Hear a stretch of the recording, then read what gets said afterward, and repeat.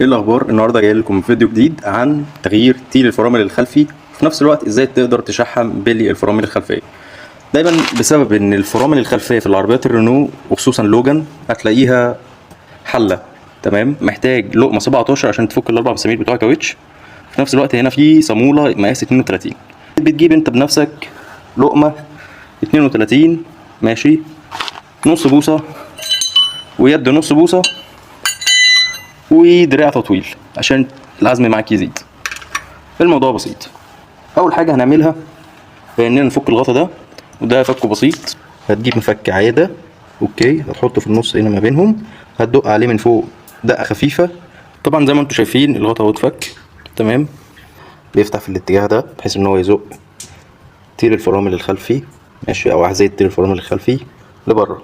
فبالتالي هتقفل على الطنبوره الخارجيه وتعمل فيها احتكاك من الداخل وتوقف العربيه ماشي.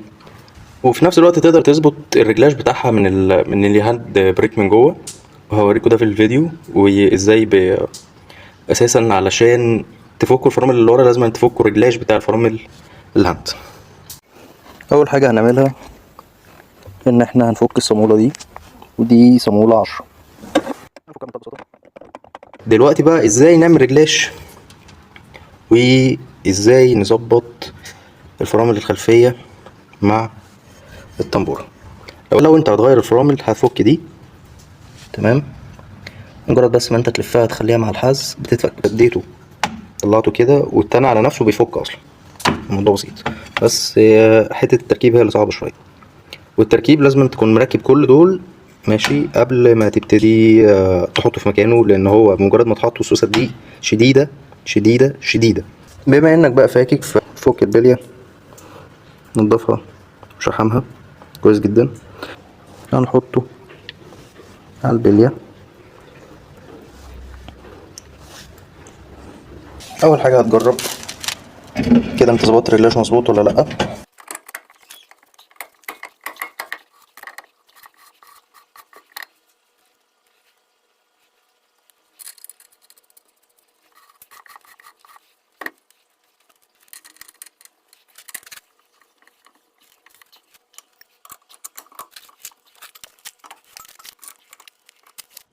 هنركب الطبق